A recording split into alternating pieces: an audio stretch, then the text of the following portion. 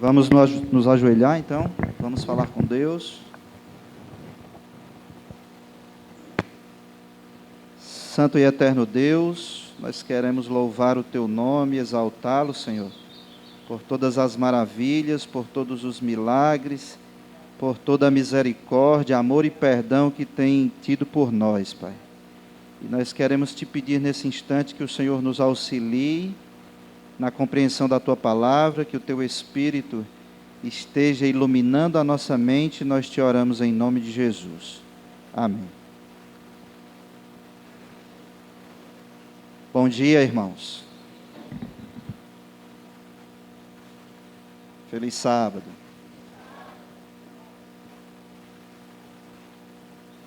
Muito bem, eu fiquei muito feliz pelo convite de estar aqui com vocês, porque a gente está congregando na igreja do Dias Macedo e a igreja só vai abrir, acho que dia 20 de julho.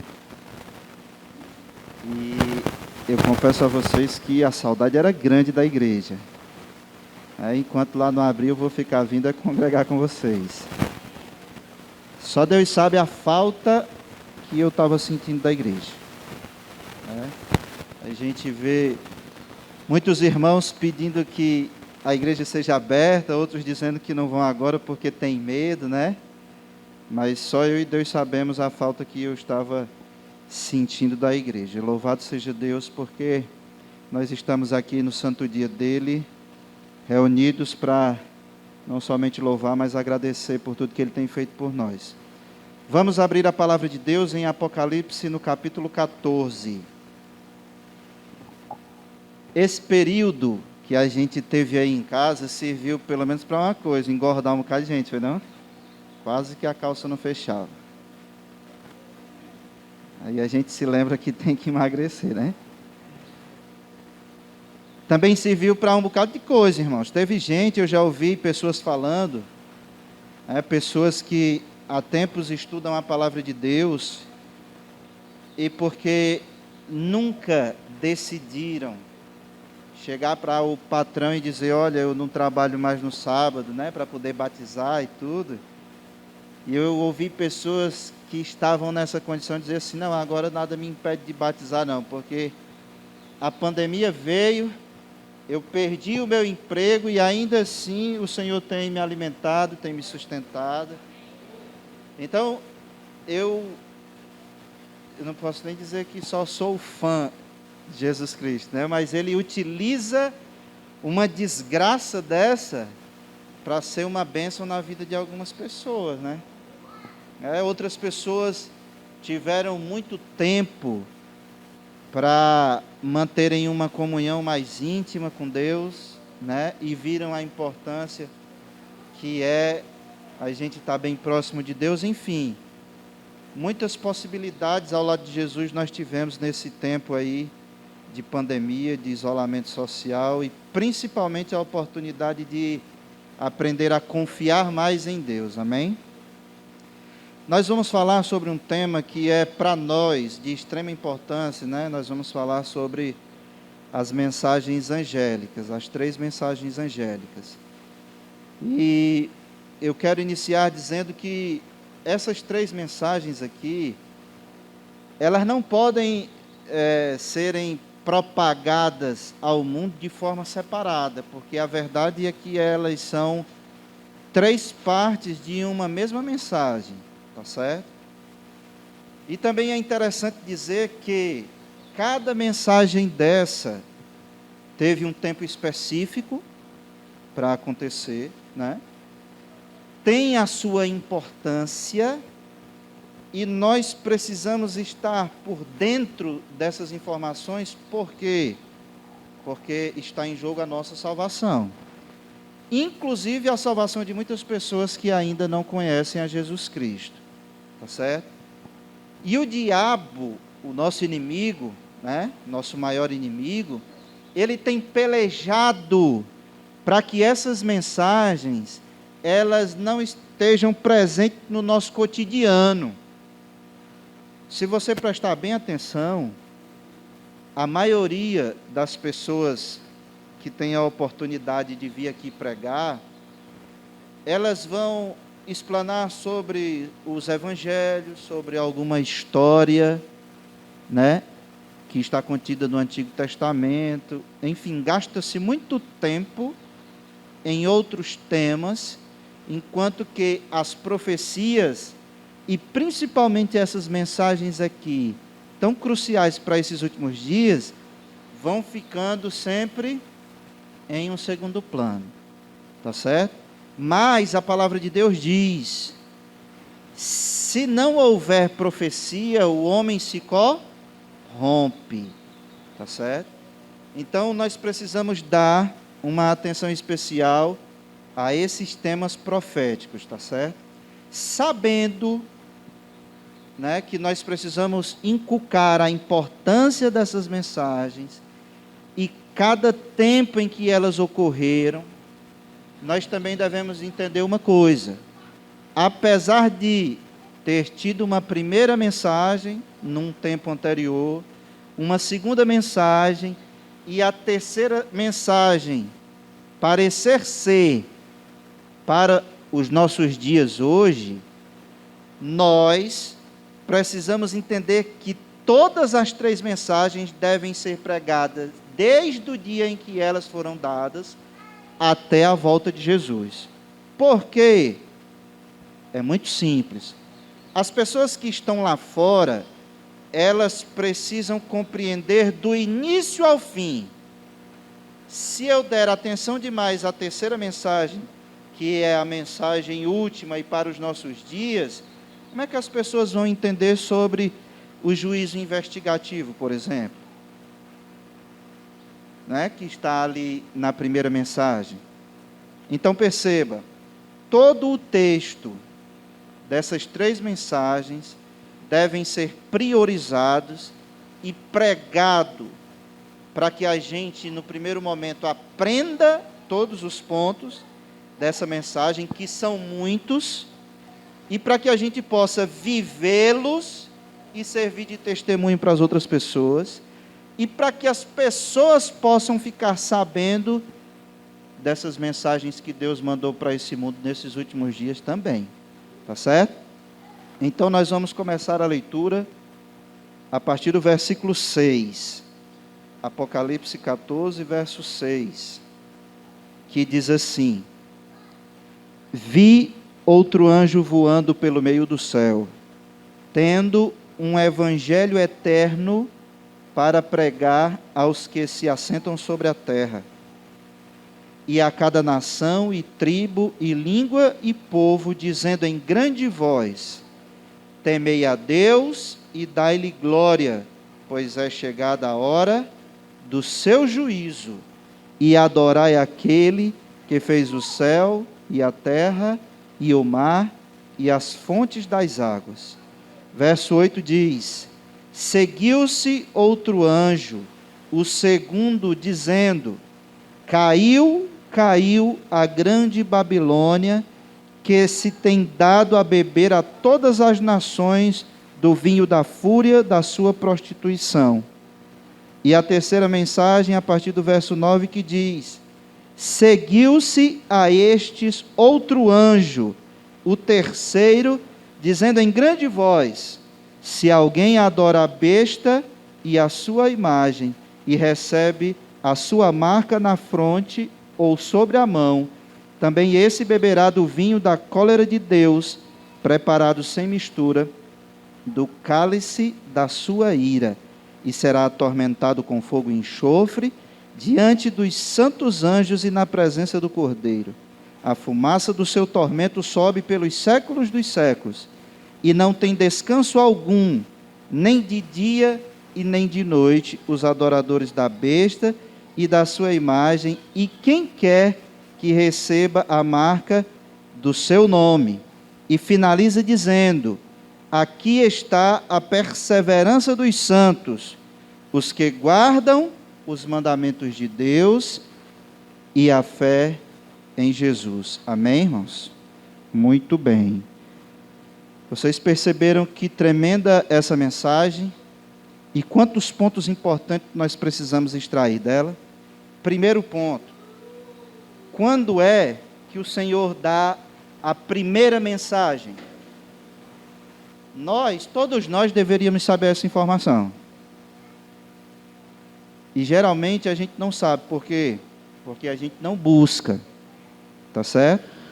Mas o Senhor deu essa primeira mensagem em 1843. Quando?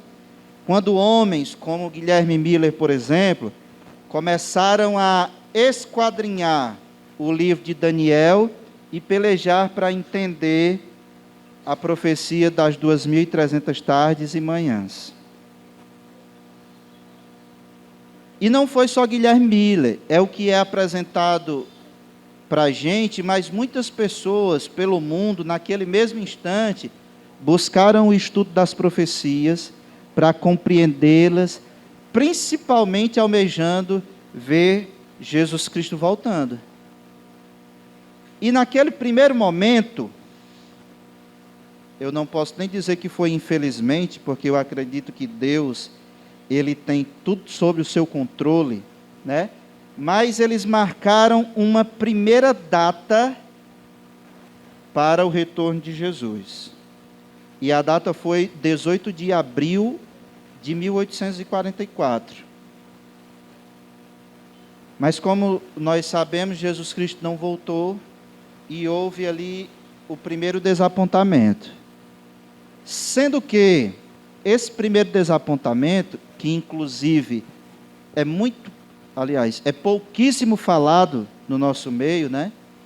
Mas que aconteceu, esse primeiro desapontamento não teve um alarde muito grande, por quê? Porque essa mensagem do primeiro anjo foi uma mensagem que não foi amplamente propagada. Era um pequeno grupo de pessoas que estavam ali pelejando, estudando a Bíblia, para compreender as profecias para os seus dias, e marcaram essa data, Jesus não voltou, e tiveram esse primeiro desapontamento. Acontece que,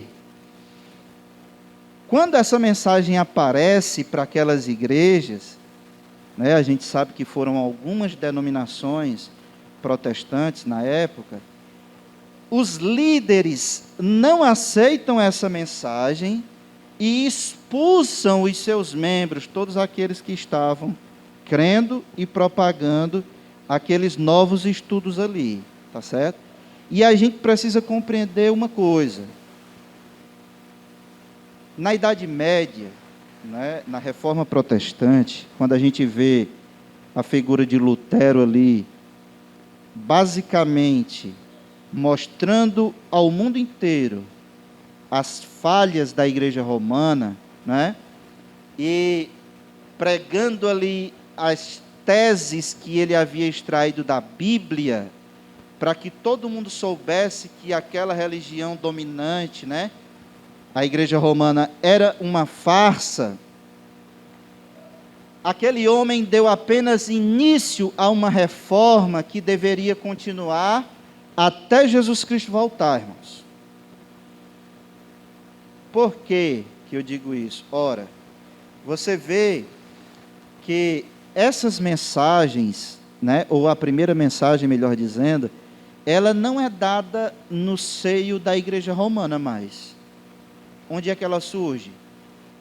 Ela surge no berço das igrejas protestantes, exatamente no berço, ali nos Estados Unidos.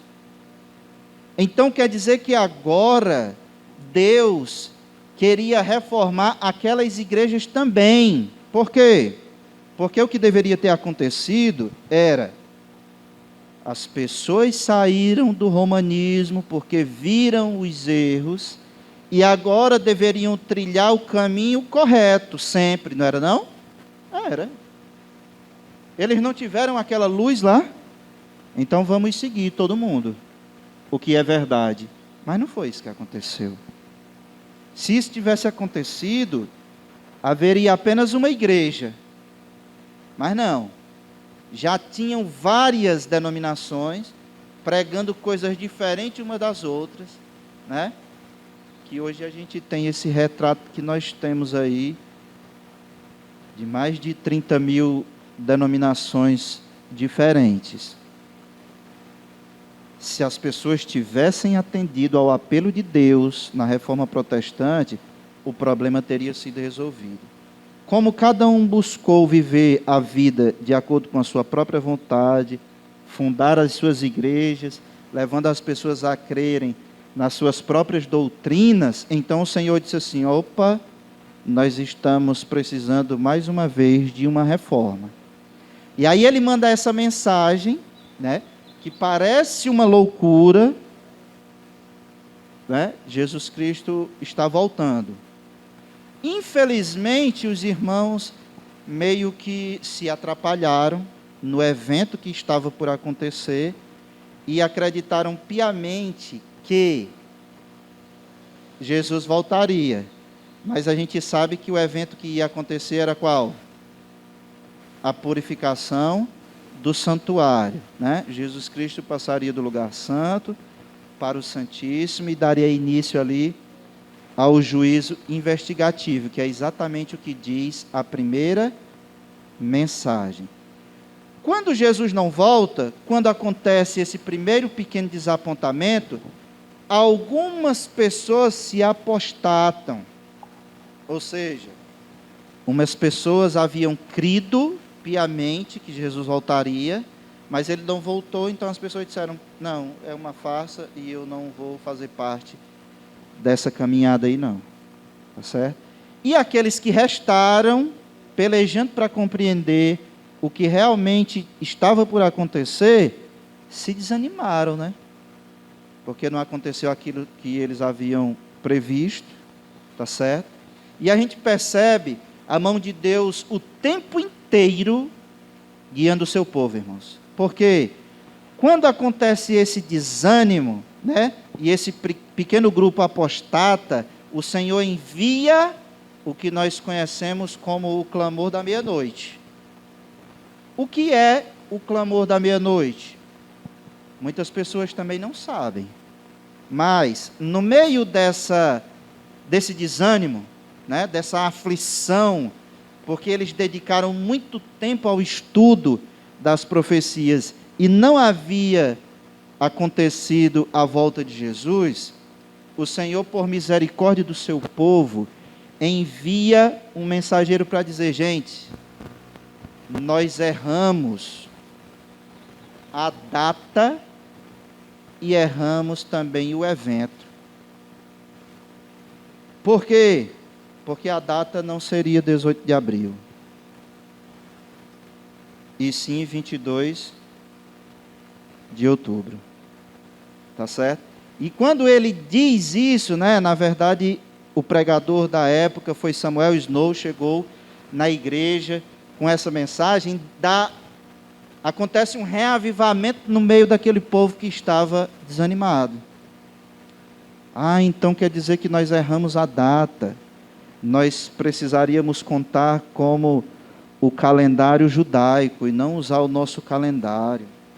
E dá essa diferença toda. E aí eles voltaram a pregar a mensagem, mas dessa vez com uma força superior àquela da primeira. Eles chegavam a vender as suas propriedades para fazer ali os seus cartazes, né, publicarem ali os folhetos e distribuírem para toda a sociedade, para que as pessoas também pudessem crer que Jesus voltaria em 22 de outubro de 1844. E a gente pode até achar que foi pouca a revolução, mas, irmãos, na verdade foi uma revolução enorme, porque dessa vez mais pessoas aderiram ao movimento.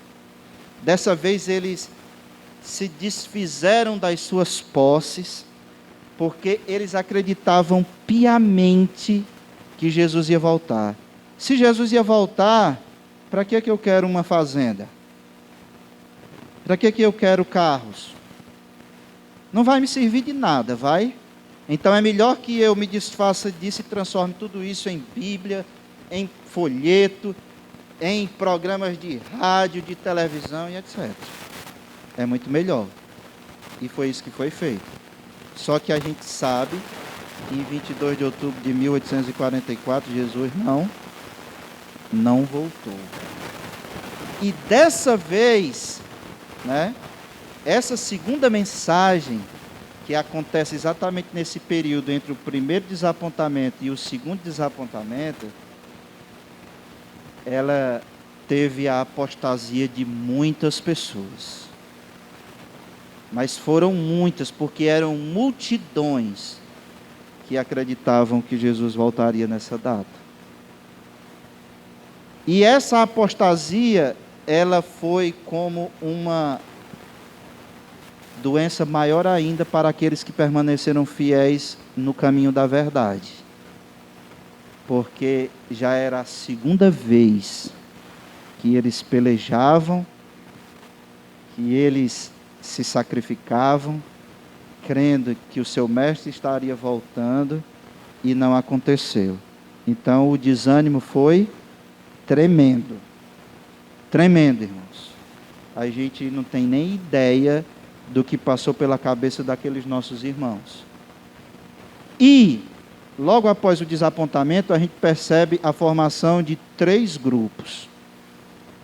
Né?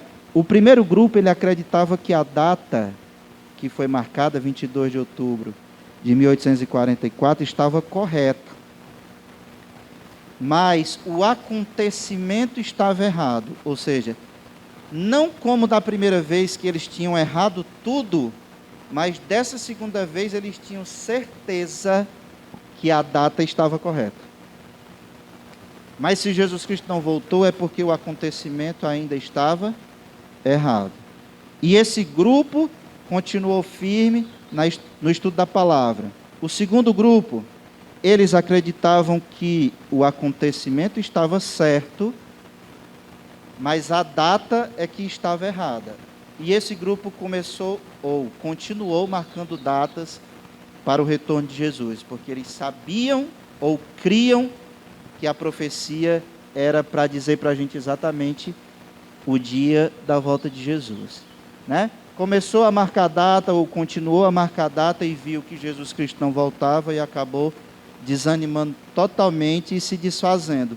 E o terceiro grupo, eles acreditavam que a data e o acontecimento estava certo, ou seja, que Jesus Cristo tinha voltado. Mas ele não tinha voltado pessoalmente. Ele tinha voltado no coração de cada um que aceitou aquilo ali. E que a porta da graça já havia se fechado. Quem havia aceitado estava salvo, tranquilo.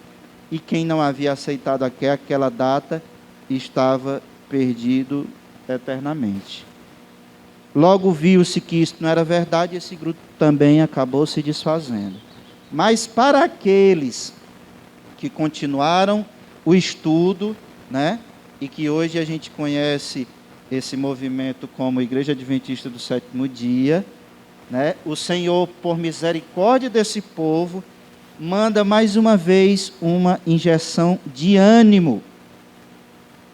O povo estava desanimado de verdade nessa segunda vez. Então Jesus diz: não, eu preciso mais uma vez motivar esse povo.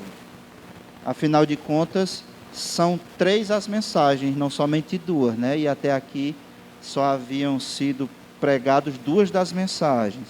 Inclusive a segunda mensagem, ela tem um peso maior, porque quando você diz assim, caiu a grande Babilônia, você está acusando o movimento religioso do inimigo, e isso não é fácil.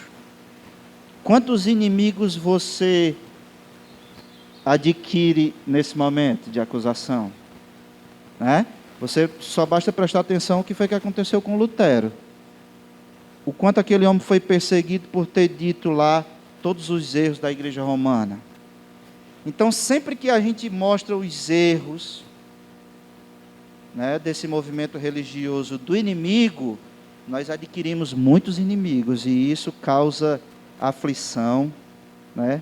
Em muitos causa medo e o desânimo realmente é tremendo. Então, a força que Deus teria que mandar nesse momento aqui ainda era maior. Maior. Mas o Senhor não nos desampara, irmãos. Pode ter certeza disso. Tá certo? Então, aqui, né, no primeiro momento nós vimos o clamor da meia-noite, e aqui o Espírito de profecia diz que o poder, esse outro anjo que viria em nosso socorro, seria o alto clamor, que é o que a gente conhece como o derramamento do Espírito Santo. Não existe outra forma de nós, nos nossos dias, pregarmos a palavra de Deus com tanta veemência do que se nós estivermos constantemente sendo batizados pelo Espírito Santo. Não existe. Até hoje, preste bem atenção, nós sofremos o desânimo que os nossos irmãos sofreram nesse momento aqui, em 22 de outubro de 1844. E isso é profético, porque a gente sabe que nós vivemos esse período que compreende a igreja de Laodiceia, não é não? E ela vai ser morna, ela vai ser desanimada, até quando, irmãos? Até que o Espírito Santo seja derramado sobre a igreja, tá certo? Então, se nós estamos precisando desse derramamento do Espírito Santo, do alto clamor, da chuva serôdia, então nós precisamos entender como é que a gente faz para que isso aconteça, não é não? Como é que eu faço para que isso aconteça? E a minha vida seja, de fato, reavivada pelo poder do Espírito Santo? Será que nenhum momento como esse, em que a gente percebe que não existe essa história de liberdade religiosa, quem tinha de acreditar nessa história de liberdade religiosa, acreditou até antes do coronavírus, porque agora não dá mais para acreditar. Basta eles quererem, eles fecham as igrejas tudinho, não é não? Cala a boca de todo mundo. Então não existe isso, serviu até para a gente aprender muitas coisas sobre a profecia.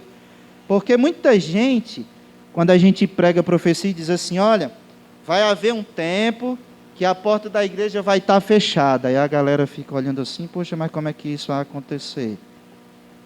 Quem é esse poder que pode fechar as portas da igreja? Como é que vão fechar as portas da igreja? Com que tipo de acusação? Porque a gente não faz mal para ninguém, a não ser o bem. Não existe esse negócio de fechar a igreja não, irmão. Não existe não. Não existe, a gente viu bem facinho aí. Irmãos, os homens, eles fazem as suas leis, e na hora que eles querem, eles derrubam as suas leis, para favorecerem a si próprio, no momento que eles quiserem. Tá certo? Então as igrejas, elas vão ser fechadas sim. Aquela profecia que diz, haverá um tempo em que muitos vão estar correndo de um lado para o outro, com fome, mas não de comida, e com sede, mas não de água, e sim da palavra de Deus. E eles vão buscar desesperadamente, não vão encontrar, vai acontecer exatamente desse jeito. Agora eu quero dizer uma coisa para vocês.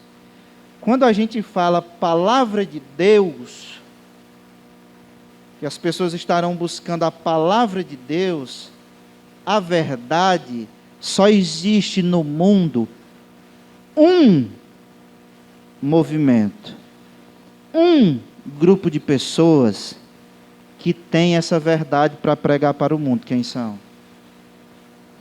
Os adventistas do sétimo dia. Não por causa desse nome, esse nome foi criado por uma obrigação. Nós precisamos existir como uma empresa com CNPJ, nome, endereço, etc.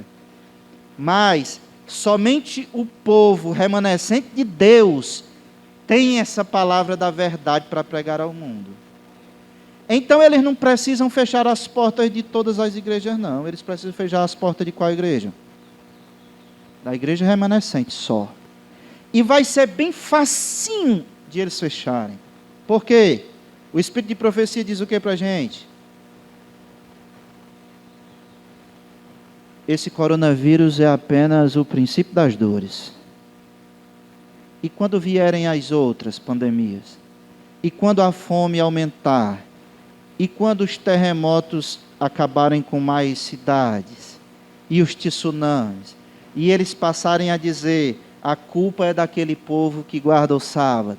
Vai ser difícil para fechar a igreja e perseguir a gente? Vai nada, vai ser bem facinho para eles. A culpa é deles, fundamentalistas, terroristas.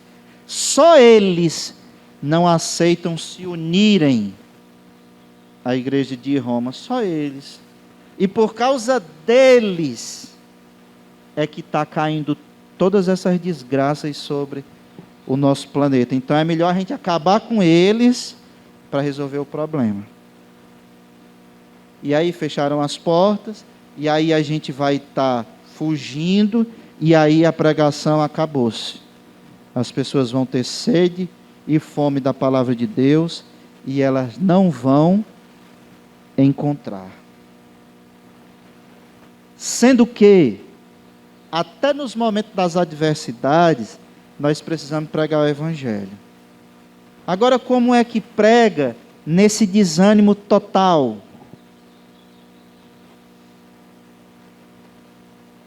Como é que prega? Não prega não, irmãos. Sabe? A igreja, nesse momento aqui, quando a gente olha para o surgimento da igreja, como é que a igreja funcionava naquela época? Quantos já tiveram curiosidade de prestar atenção no formato que era a igreja naquela época? A igreja tinha as suas reuniões regulares? Tinha. Quero dizer para vocês que o culto não tinha só 3 horas, não. Era não.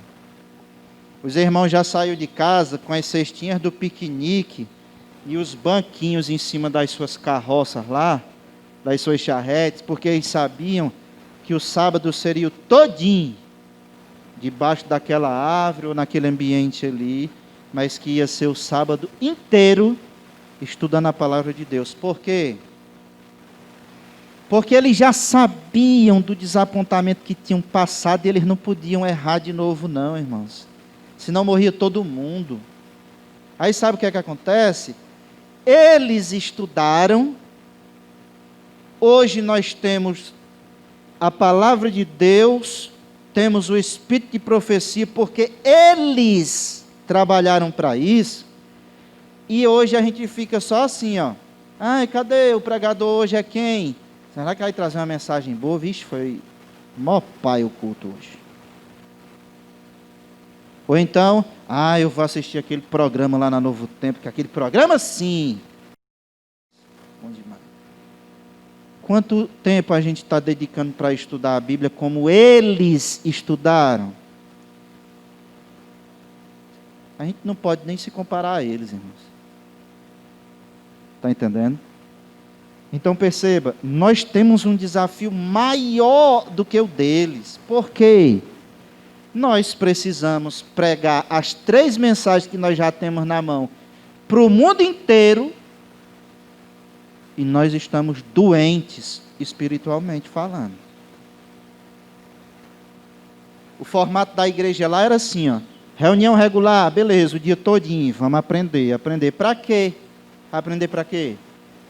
Porque o resto do tempo deles todinho era para falar para as outras pessoas que Jesus Cristo estava voltando e que eles precisavam aceitá-lo como Senhor e Salvador de sua vida.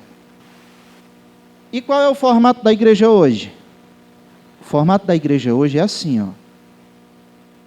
Tem as programações regulares, os 3 cultos na semana, mas aí todas as outras programações, ou quase todas, elas são pensadas sempre para dentro da igreja.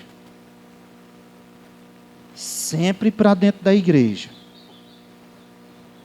Tem irmão que já diz assim, eu não aguento mais. É vigília demais. É louvorzão demais. Sempre voltado para dentro. Ai, acabou o dia das mães, já está pensando no dos pais. E é sempre assim, voltado para dentro da igreja. Irmãos, eu não tenho medo de errar. Dessa forma, ninguém vai ser reavivado. Ninguém. Às vezes a gente vê alguém e diz assim: vixe, aquele cara ali, aquele irmão ali. Pense no irmão. O homem sabe demais. É porque Deus deu privilégio só para ele, é? Hã? Deus tem ele como especial. Não, eu vou dar aqui essa sabedoria todinha só para ele, porque os outros não servem de nada. É? É não. Todos nós podemos ter a mesma sabedoria, o mesmo conhecimento, porque vem do mesmo Deus. E Ele pode todas as coisas. Agora o problema, nós não buscamos. Quanto tempo ele estuda por semana, nosso irmão? Ou por dia? E quanto tempo nós estudamos? Os líderes de departamento na igreja, eles estão sempre muito atarefados. E, por incrível que pareça, são as pessoas que se dispõem mais ao trabalho. Só que, preste bem atenção o que é que o inimigo está fazendo. Pouca gente se importa com o trabalho na casa de Deus, e aqueles poucos são sobrecarregados. Aqueles poucos é quem teriam coragem de ir lá fora e pregar o evangelho para as pessoas que não conhecem. Mas eles têm que correr demais dentro da igreja. Então nós estamos passando por esse momento difícil, certo?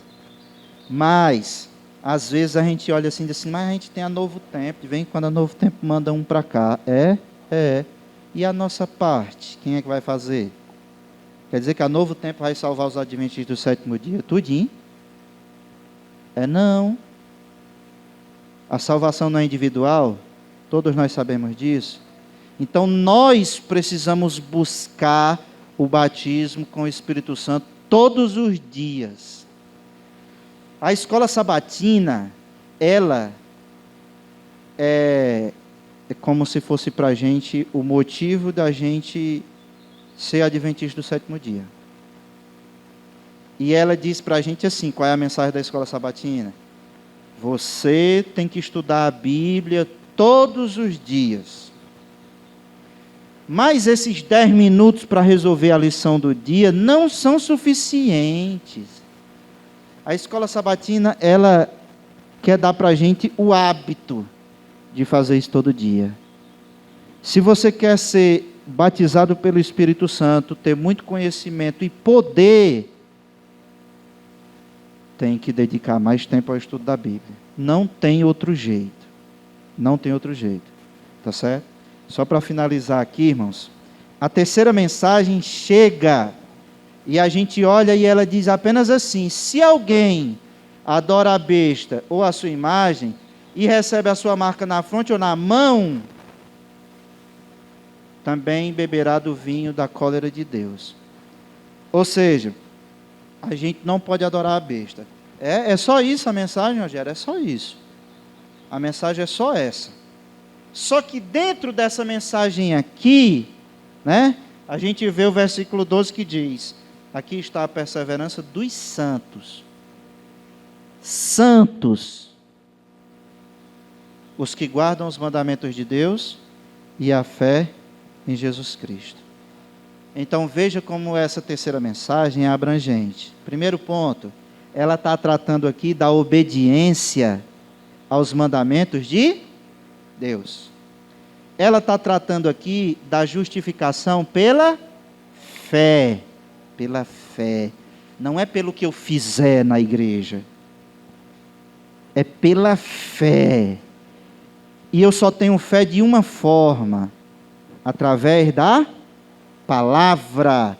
Eu posso dedicar a minha vida inteira ao cumprimento da obra na igreja. Se eu não tiver intimidade com a palavra, na hora que eu for posto em prova, eu pulo fora do barco. Pode ter certeza. Pode ter certeza. É pela fé E a fé é exercitada pela palavra. Pela palavra. Terceiro ponto, o Espírito de profecia diz: a reforma de saúde faz parte da mensagem do terceiro anjo. Pode buscar lá, Conselhos sobre Regime Alimentar, página 19, 20 e 32. Lá diz claramente, a mensagem do terceiro anjo é a reforma de saúde.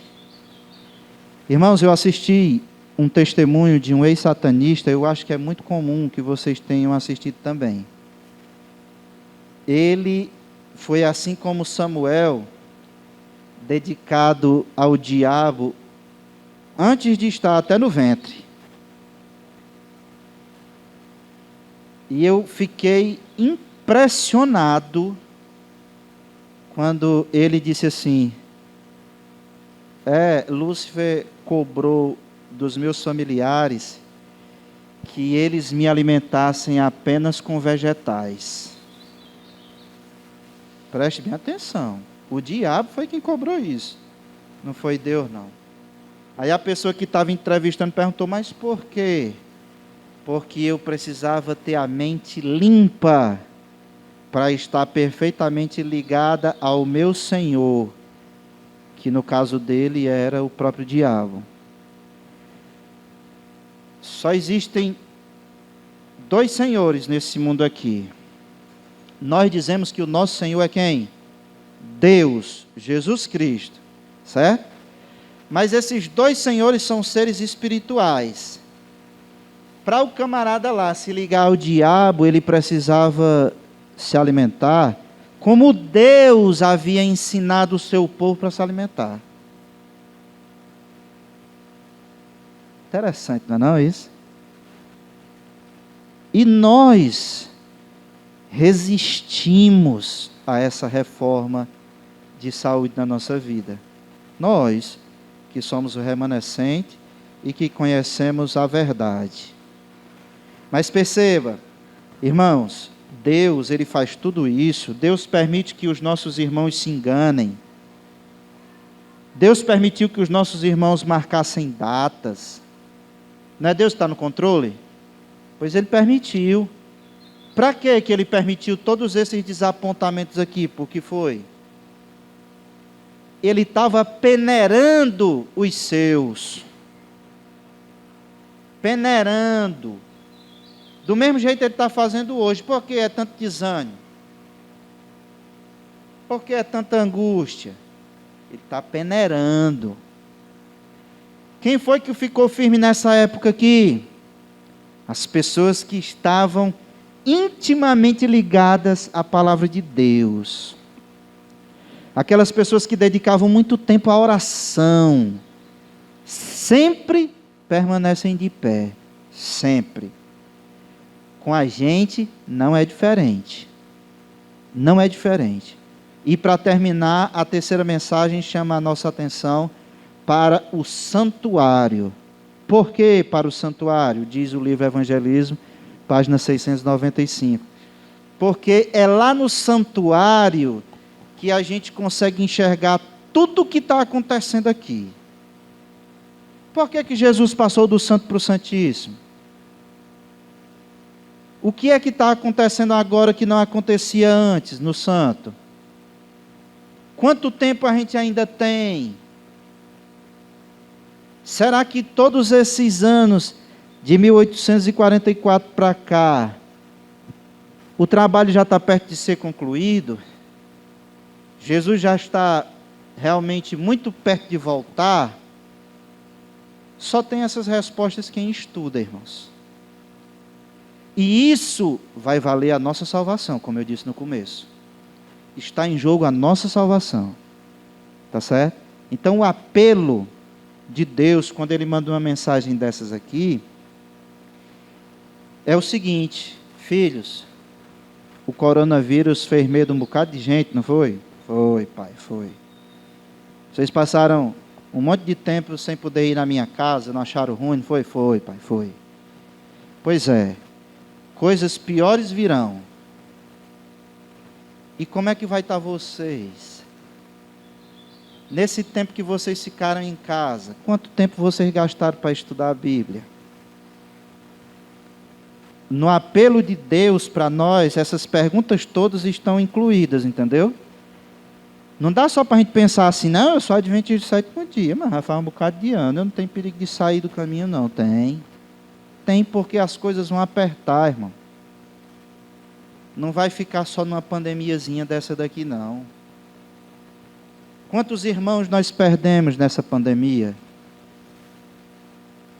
Eu conheci quase 10 que nós perdemos nessa pandemia aqui.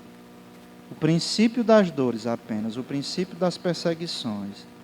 Se você e eu continuarmos firmes nesse caminho, guardando o sábado, aquelas pessoas que estão querendo obrigar as pessoas do mundo inteiro a guardarem o domingo, vão vir para cima da gente com gosto de gás, que nem diz a negada lá no interior. Um gosto de gás. E gás não é gostoso.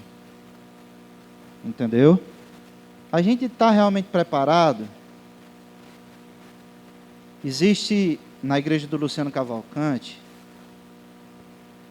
um rapaz, um senhor, ele é professor de Geografia e História na Universidade Federal e na Unifor. E ele é espírita. Ou era, melhor dizendo, para a honra e glória de Deus. E eu tenho estudado a Bíblia com ele, e ele tem me dito cada coisa, irmãos.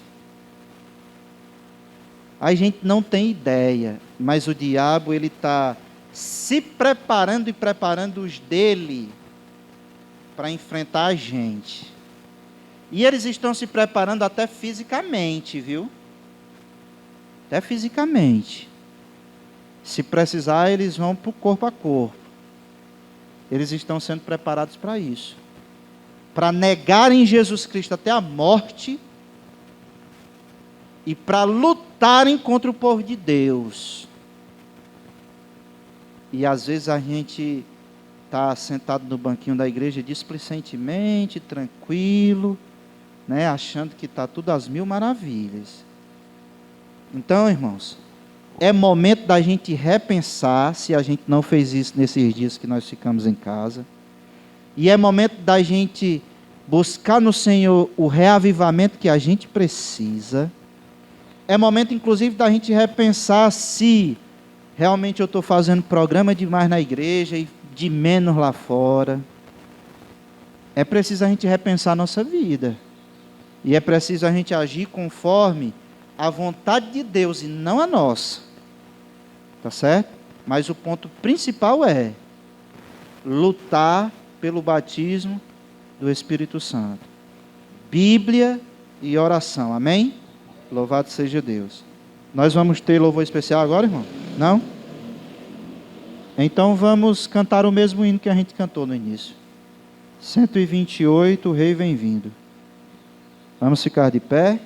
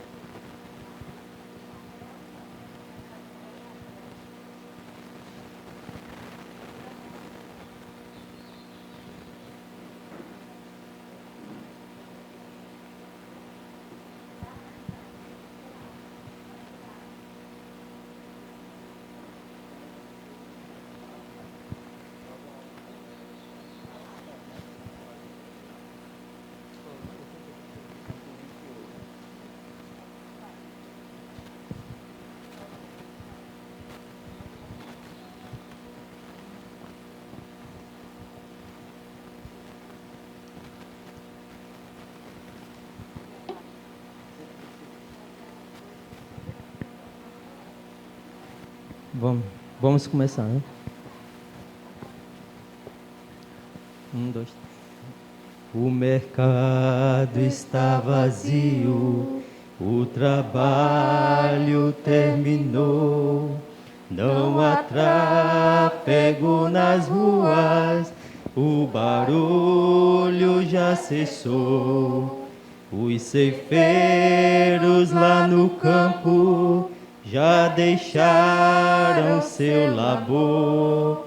Em suspense está a terra, é a volta do Senhor. O Rei vem vindo, o Rei vem vindo. A trombeta está soando, os remidos a chamar. O Rei vem vindo, o Rei vem vindo. Aleluia, Ele vem me buscar.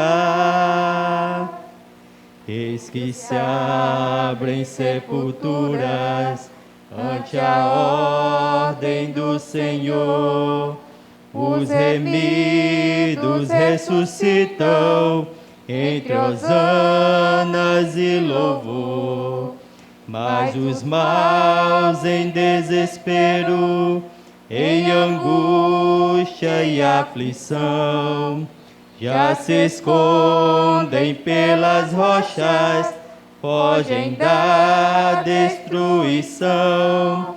O Rei vem vindo, o Rei vem vindo. A trombeta está soando, os remidos a chamar. O Rei vem vindo, o Rei vem vindo. Aleluia, Ele vem me buscar.